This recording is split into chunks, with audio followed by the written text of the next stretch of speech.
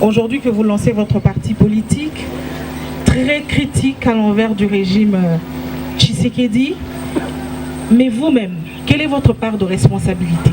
Puisque vous avez été à la manœuvre jusqu'à votre départ de l'Assemblée nationale. Est-ce que vous aussi, vous êtes comptable du régime Félix Tshisekedi? 2023 pointe à l'horizon. Vous avez déjà une candidature en vue, vous-même. Comment ça va se passer pour 2023, pour la candidature présidentielle? Merci. Merci.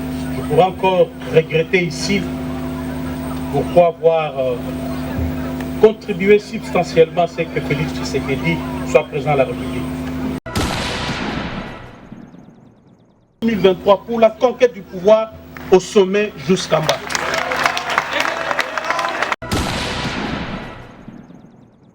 En tant qu'opposant maintenant, je ne serai là que pour constater aussi comme tout le monde.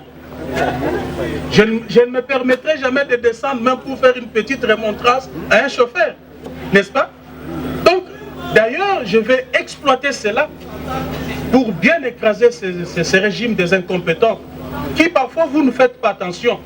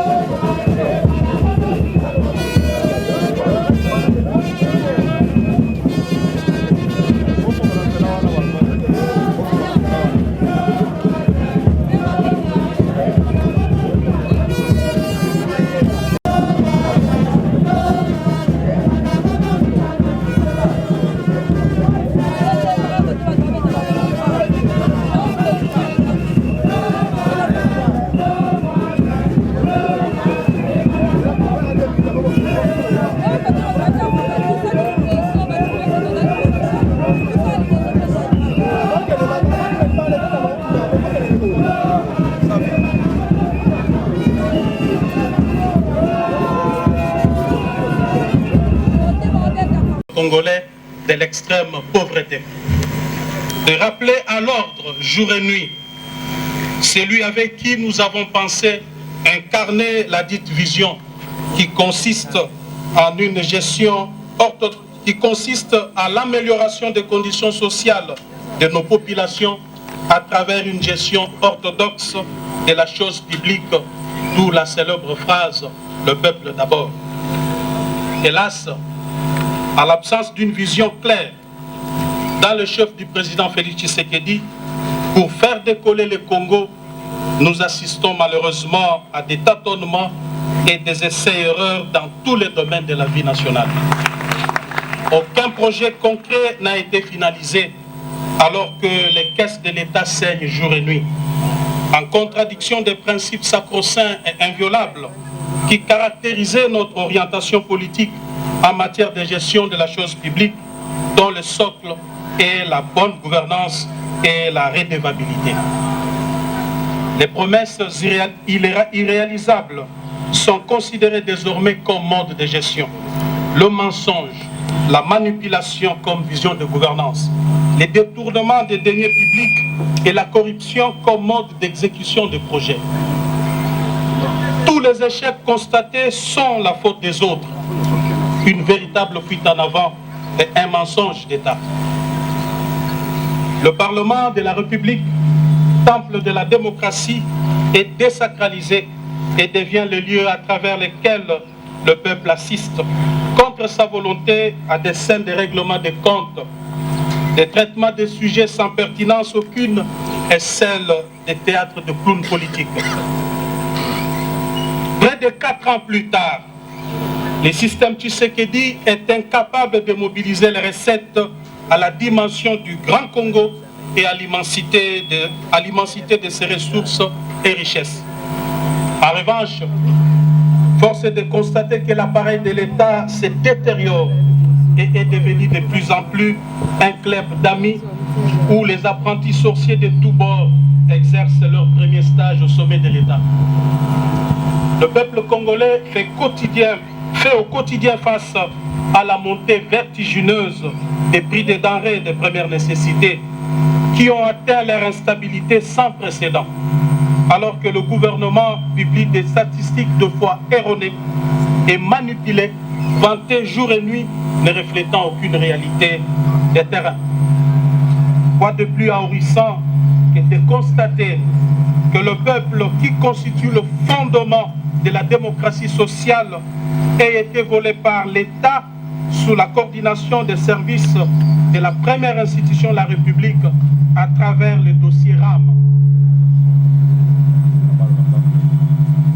Cette escroquerie d'État s'est déroulée au grand jour. Pire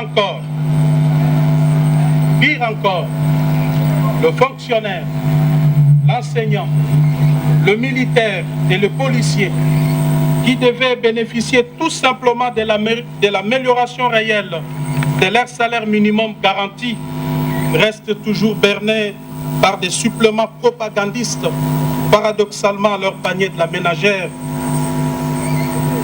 et sans repère ni soubassement dans le calcul de la base salariale. Il va sans dire que le gouvernement a abandonné sa mission principale. Le peuple est désormais face aux dirigeants irresponsables. L'absence des mesures rationnelles d'encadrement de la gratuité de l'enseignement, fondamentale bien entendu, fait chuter la qualité de l'éducation nationale alors que l'accès aux soins de santé primaires de la population devient cauchemar sous le régime des jouisseurs. Mesdames et messieurs, nous avons à son temps demandé la réduction du train de vie des animateurs des institutions. Cette réduction cadre avec la vision socialiste qui devrait guider toute action politique d'un régime dirigé par, entre guillemets, un tshisekédiste. Mais hélas, on a vu par contre la mise en place d'un système corrompu de kamikazes en enrichissement illicite, pillage et détournement des deniers publics. L'absence du leadership politique responsable au sommet de l'État a exposé le pays à une diplomatie des complexes et des complaisances sans anticipation aucune. Des multiples voyages diplomatiques n'ont réussi à convaincre aucun chef d'État et de gouvernement en faveur des différentes causes de notre pays. La situation d'insécurité à l'est du pays, dont les ennemis sont connus et que nous avions eu l'occasion de dénoncer les dangereux rapprochements en son temps, est la preuve éloquente que les déficits du leadership et des capacités à prendre des décisions fermes et courageuse en interne et vis-à-vis de ceux qui nous menacent pour apporter le soulagement à nos populations de l'Est tant meurtries et démontrées. Les désastres qui prévoient actuellement dans la partie Est de notre pays, plus principalement dans la province du Nord Kivu et de l'Ituri, relèvent de la responsabilité première du chef de l'État et de son gouvernement. Il s'agit de rappeler que les dirigeants actuels n'ont entrepris aucune réforme de notre système de défense et de sécurité. Pire encore, les militaires et les policiers vivent dans des conditions exécrables. Depuis que M. Félix Tshisekedi est au pouvoir, vous en doutez, il n'a jamais songé à doter ne serait-ce que l'uniforme aux militaires et policiers. Si tel est le cas, que dirions-nous alors des armes et des munitions qui sont indispensables pour toute campagne militaire afin de protéger la population? Dans ces conditions, il est clairement établi que le système en place expose la République, le peuple congolais ainsi que ses ressources naturelles. Quant à nous, nous visons l'amélioration des conditions de vie de nos populations à travers une classe moyenne. Mesdames et messieurs, au regard de ces tableaux sécuritaires sombres, il est clair que M. Félix Tshisekedi, aujourd'hui, doit être considéré comme un danger au sommet de l'État.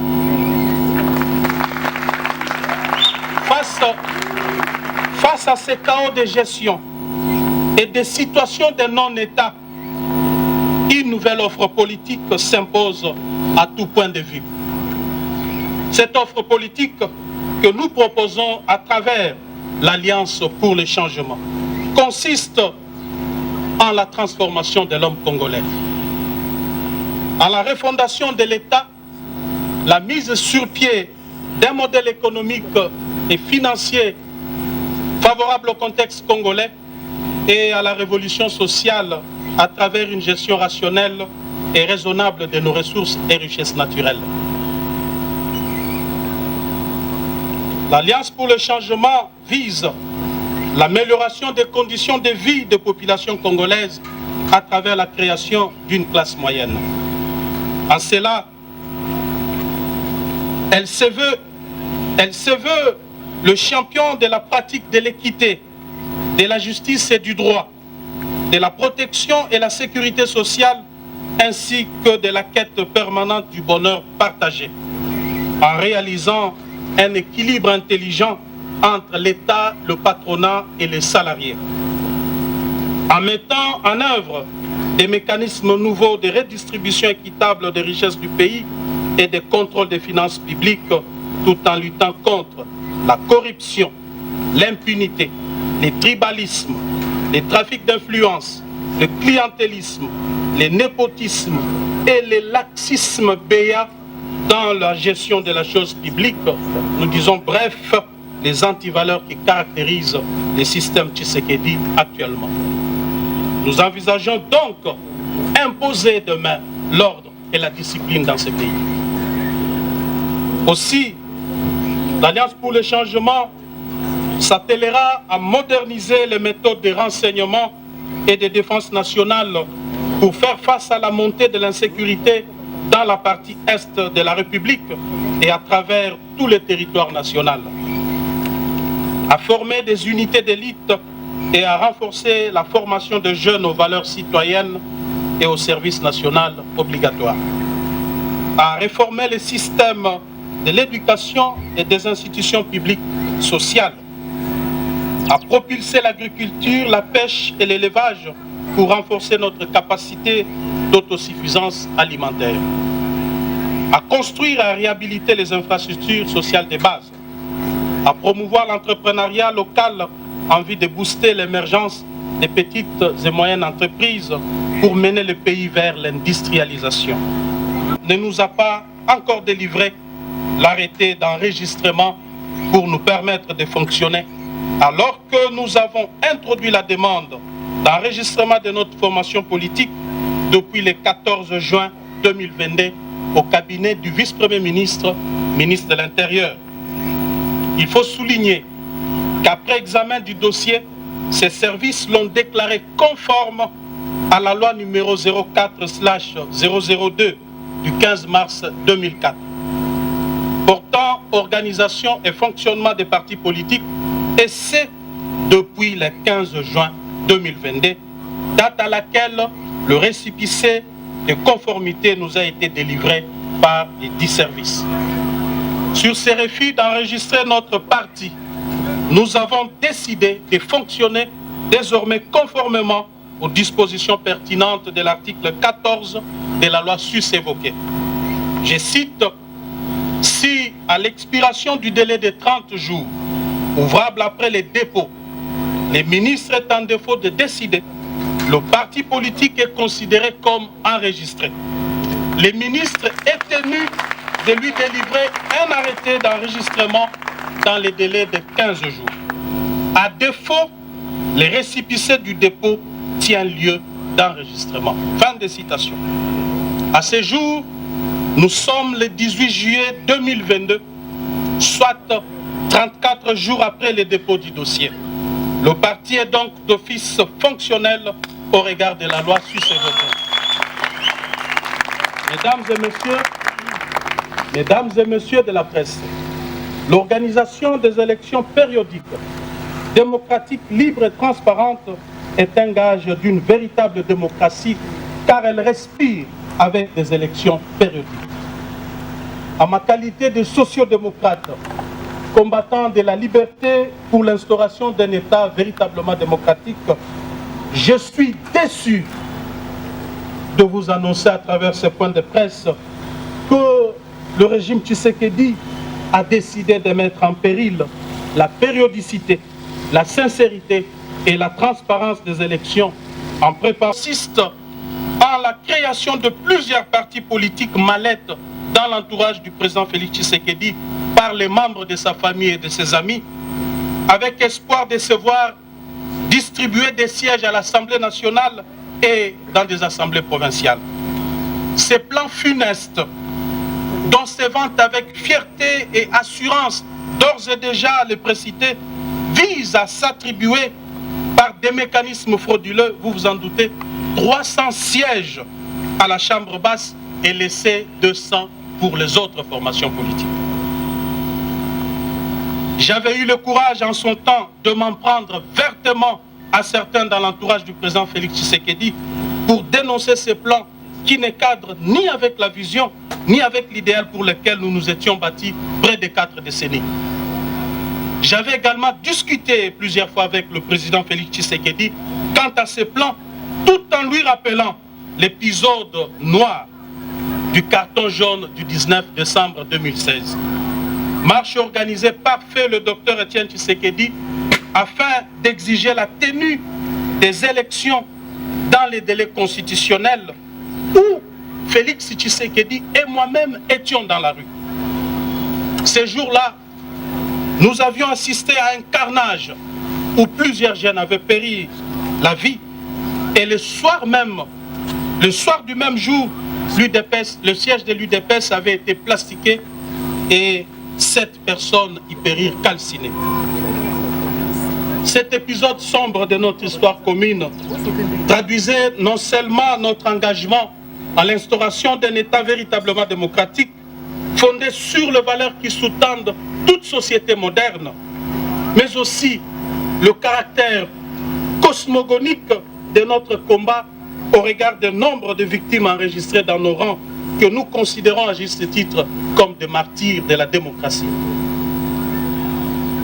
Et j'avais dit au président Tshisekedi qu'il n'est pas organisé des élections libres, démocratiques et transparentes dans les délais constitutionnels, en dépit du bilan largement négatif, trahirait notre idéal de combat, détruirait le mythe d'Etienne Tshisekedi et cacherait sur la mémoire de nos martyrs. Eu égard à tout ce qui précède, mes chers amis, vous allez constater avec moi que les divergences de vues et persistantes étaient de taille entre moi et le président Félix Tshisekedi. C'est comme ça qu'en ces jours, devant vous, je lance un appel au peuple congolais, à tous ceux qui avaient cru dans le combat d'Étienne Tshisekedi, de se mobiliser pour barrer la route à ces régimes des irresponsables jouisseurs qui se définissent comme antithèse du tshisekédisme. Ne pas les faire a pour risque de pérenniser la souffrance et le maintien de la République dans le sous-développement avec péril de plonger le pays dans une guerre civile inutile. M. Tshisekedi doit désormais savoir que cette manœuvre ne passera pas. Et je m'engage personnellement à affronter aux côtés du peuple cette machination. Parce que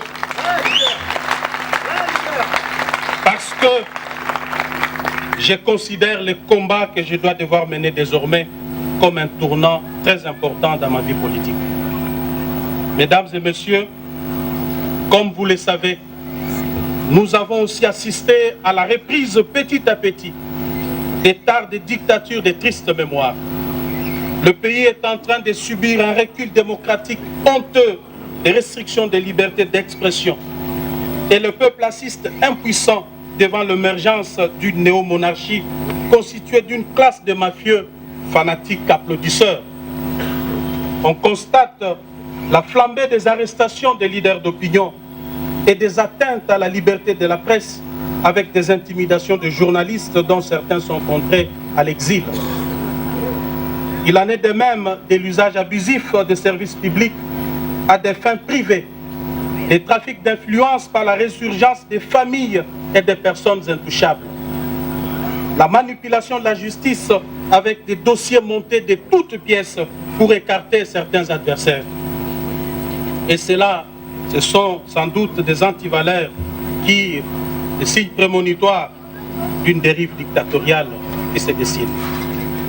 Pire encore, l'humanisation des services de sécurité est un contrat social conclu avec le peuple.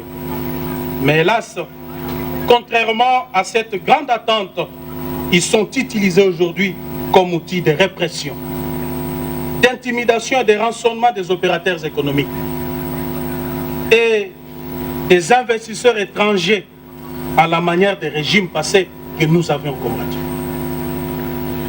Au niveau de la gestion de province, le processus de la décentralisation est battu en brèche par le pouvoir en place en y institutionnalisant un clientélisme et une corruption à grande échelle. Les institutions provinciales sont devenues ingérables et le développement local est impossible à atteindre avec les méthodes du régime Tshisekedi qui a converti les gouverneurs de province en filles et garçons de course, obligés de ramener des espèces sonnantes et trébuchantes à Kinshasa. Sous ces régimes, le peuple qui avait nourri l'espoir d'une nation, qui avait nourri l'espoir de voir une nation s'établir après la passation pacifique et civilisée du pouvoir, a vu renaître les sentiments du tribalisme et du régionalisme. L'opinion nationale est scandalisée de la reprise avec force de l'impunité dans notre pays, dont le corollaire est la consécration de la justice à double vitesse. Vous remarquerez sans doute qu'il existe désormais une catégorie de Congolais à poursuivre avec acharnement et une autre à protéger. Au regard de la situation chaotique dans laquelle est plongé notre pays par ce régime, il y a lieu, je suis convaincu, je suis plus que convaincu, que la page Félix Tshisekedi est désormais tournée.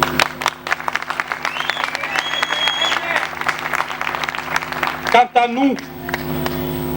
nous, notre responsabilité première sera celle de mobiliser le peuple souverain en vue de mettre fin à cette prédation qui s'est installée dans les institutions du pays. Il est temps de sauver le bateau Congo avant qu'il ne chavire complètement avec son commandant de bord qui les fait naviguer sans boussole ni repère.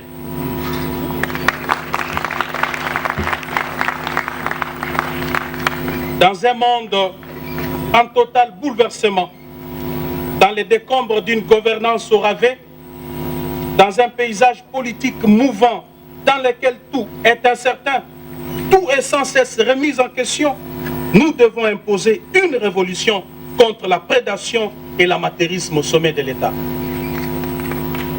Une révolution pacifique,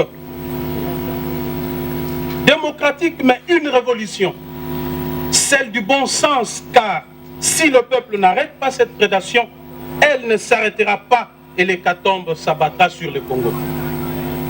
Parce que rien ne va de soi, que tout relève de l'anticipation et de la volonté, du travail et de l'ardeur.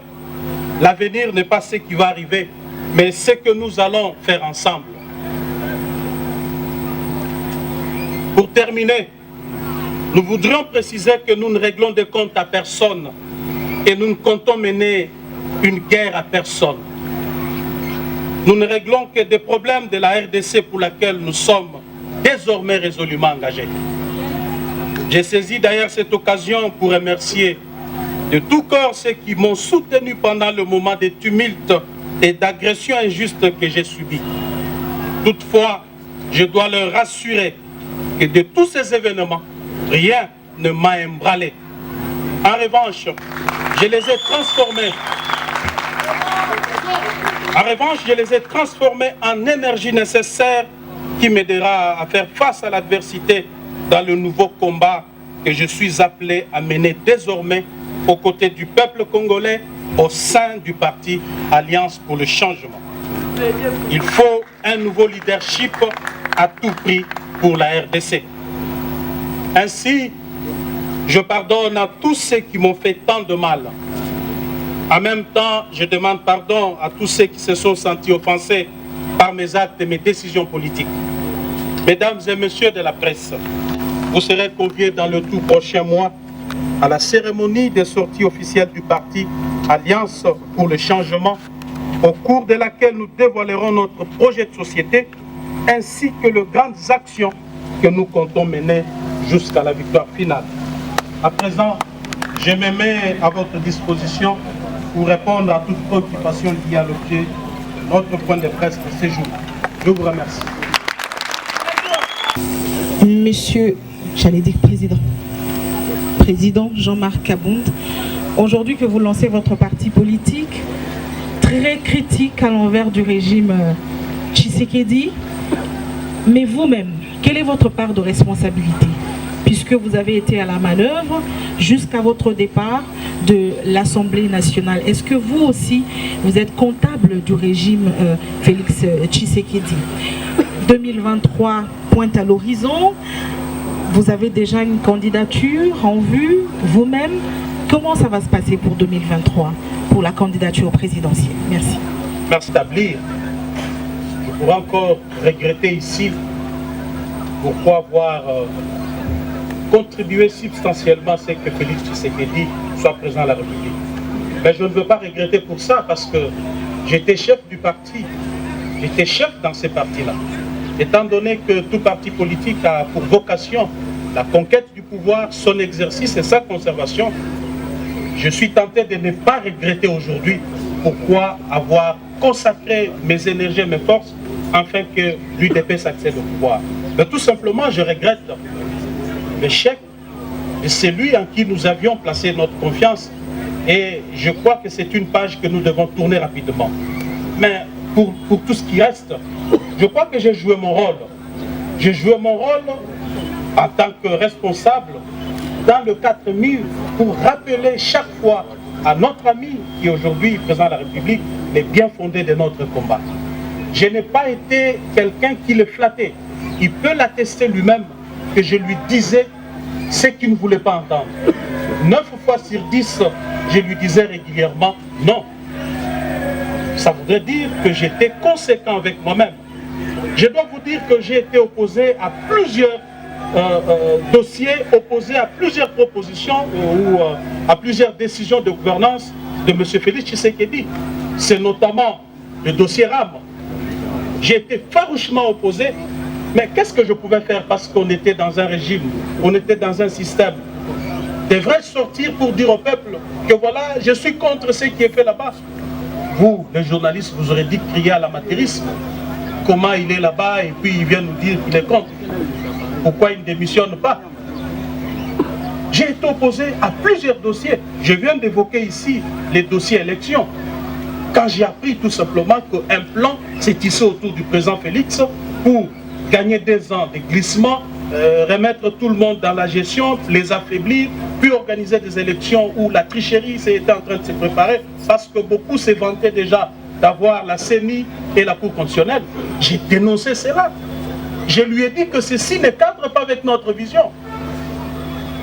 J'aimerais bien, parce que j'étais même chantre de la conservation du pouvoir par l'UDPS jusqu'au retour de Jésus-Christ. C'est moi qui le disais. Mais je lui ai dit pas par des mécanismes frauduleux.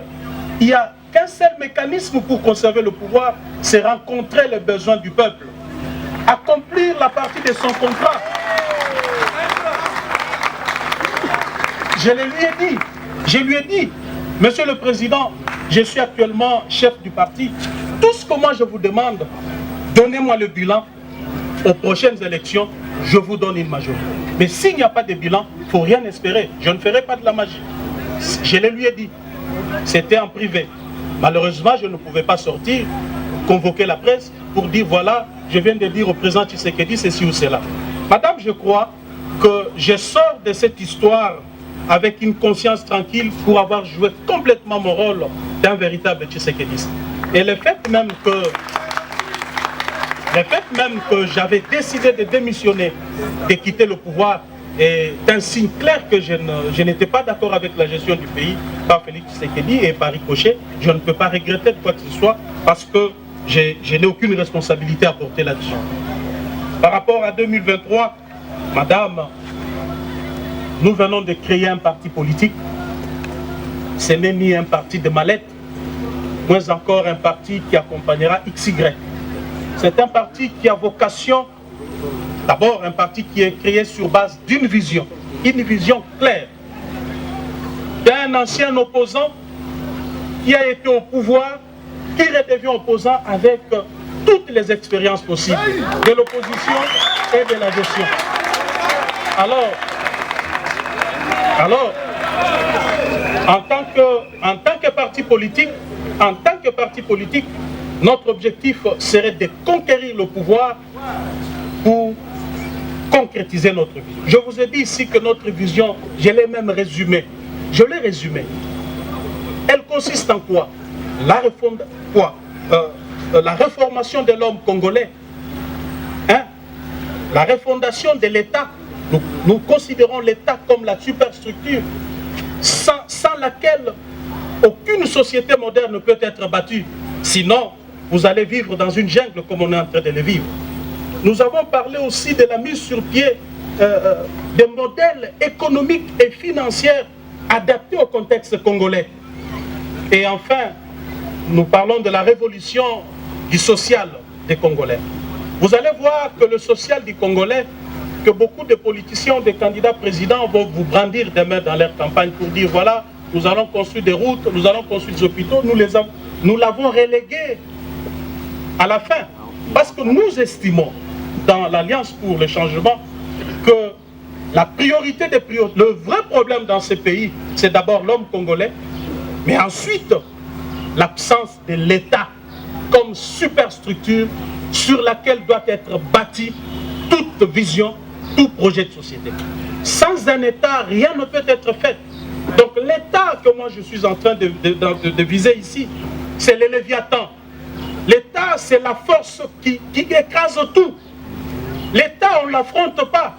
L'État, on ne le défie pas. L'État n'a peur de personne. C'est la force. L'État couvre tout le monde. Les chefs de l'État, sa famille biologique, ses amis sont tenus par l'État. Il n'y a personne qui peut se substituer à la place de l'État ou être au-dessus de l'État. C'est ça notre vision. Nous estimons que demain, nous allons imposer cela. Et l'État, parce que vous le savez bien, c'est une fiction juridique. Il n'existe pas matériellement, à la différence de la nation qui est un groupe d'individus qui se reconnaît à travers une histoire une culture et autres, mais l'État, lui, il est invisible parce que c'est une fiction. Mais il existe matériellement à travers des instruments de puissance. Et ces instruments de puissance, nous les avons classés en 6. C'est l'armée, la police, les services de sécurité, la justice, l'administration et les relations étrangères. Voilà ce que nous pensons, madame. Avec cette vision, avec ce projet, nous ne comptons pas accompagner quelqu'un. Nous allons nous battre en 2023 pour la conquête du pouvoir au sommet jusqu'en bas. Honorable, bonjour. Bonjour. Ma question du combat que vous aussi vous aviez mené à l'époque, est-ce que vous allez vous allier aussi aux autres qui sont opposants à ce régime pour pouvoir combattre ce que vous avez dénoncé ici comme fraude électorale? Merci.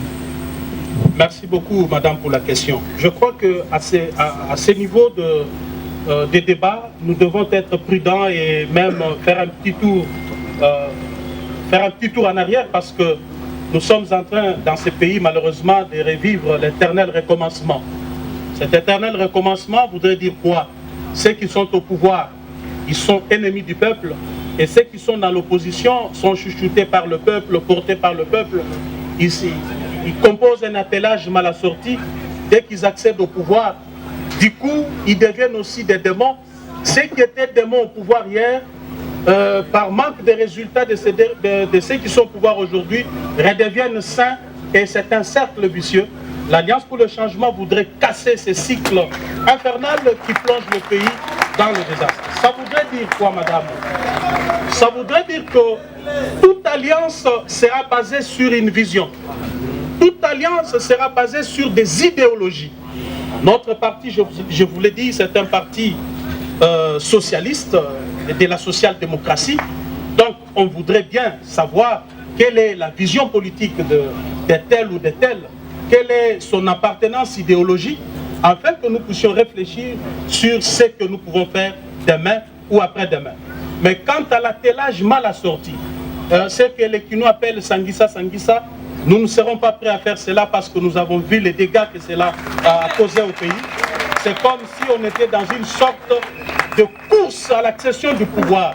Juste pour accéder au pouvoir, c'est partagé entre acteurs politiques et du coup, on prend le peuple en otage parce que ce n'est pas la vision qui guide l'action politique, mais plutôt les intérêts, notamment le partage de pouvoir, le partage du gâteau bien entendu et les intérêts que cela procure. Donc demain, l'AC va s'engager dans le processus électoral pour gagner les élections à tous les niveaux. Mais nous ne fermons pas la porte. Nos portes sont ouvertes pour des personnes crédibles, des personnes qui partagent les mêmes convictions que nous, des personnes qui ont la même vision que nous. Mais si tel n'est pas le cas, nous avancerons. Et maintenant, nous allons inviter J.E. Vous avez rappelé tous les incidents, les incompréhensions qu'il y a entre vous et le chef de l'État et sa famille politique et surtout son entourage. Mais nous rappelons par exemple que l'incident, la goutte d'eau qui a fait déborder le vase, c'était votre intervention dans la solution de l'incivisme routier que nous constatons jusqu'à maintenant. Parce que vous étiez indigné, vous avez estimé que vous devrez contribuer à mettre un peu de l'ordre dans ces secteurs-là. Et ça vous a valu ce que ça vous a valu. Bon, je ne sais pas, aujourd'hui on se rend compte, honorable Jean-Marc Aboud, que ce phénomène en tout cas s'est accentué. Ces derniers temps, on a affaire à des mototaximens, par exemple, ils sont même à la base des accidents et ils se font justice. Dernièrement, il n'y a pas longtemps, sur la route des poids lourds, ils ont brûlé la Jeep de quelqu'un qui n'était même pas fautif dans cet accident-là. Je ne sais pas, au-delà des actions ponctuelles que vous menez à l'époque et qui vous ont valu en tout cas des déboires avec le pouvoir actuel, est-ce que vous avez vous-même et votre parti une solution pour mettre fin en tout cas à ces phénomènes qui entrent vraiment d'endeuiller beaucoup de familles et puis de terroriser pratiquement beaucoup de Congolais? Merci. Merci beaucoup. Vous avez dit votre nom, c'est qui? Jean Romance Mokolo. Merci beaucoup. Au fait, quand cet incident s'était passé, j'étais chez moi ici, j'ai passé en revue les tours des médias audiovisuels. J'ai vu comment les journalistes, leurs invités étaient en train d'analyser. Des fois, j'étais surpris et choqué d'entendre ce qui sortait de la bouche et de certains journalistes et de certains politiques. Merci beaucoup, Monsieur Jean, pour avoir dit que j'ai contribué, en menant ces actions, j'ai contribué au civisme routier dans ces pays. Vous savez, au jour d'aujourd'hui, si j'ai eu à le faire hier, les gens parfois me taxaient d'arrogant. Oh, mais comment lui, il est premier vice-président, il se permet de freiner tout ça? Est-ce que j'avais besoin, tout premier vice-président de l'Assemblée que j'étais, j'avais besoin de démontrer quoi que ce soit à un usager de la route? Ce que j'avais besoin, même si mon arrogance avait atteint le paroxysme, est-ce que j'avais le temps? Parce que je n'avais même pas le temps pour ma famille, mes amis et autres. Comment je pouvais avoir le temps de me balader et faire quoi que ce soit? Ceci démontre à suffisance à quel point je suis lié à l'ordre et à la discipline. Je me posais moi-même la question de dire, mais si je ne le fais pas, parce que 2023 approche, ça retombera sur moi en tant que chef du parti et un élément clé du pouvoir. C'est comme ça que vous m'avez vu, par exemple, dépasser par les événements. J'étais appelé à toucher à gauche, à droite. Ce n'était ni de l'arrogance, ni parce que j'ai manqué à faire. Mais aujourd'hui, que j'en ai assez parce que mes amis ne m'ont pas compris, je suis opposant. Je ne vois pas de solution à donner à cela, monsieur. Nous allons tous constater, malheureusement, avec le peuple, que le pouvoir en place est incapable d'imposer l'ordre et la discipline dans ce pays. Tout ce que je peux faire, c'est de demander au peuple de se mobiliser afin de chasser Félix Tshisekedi en 2023. Parce que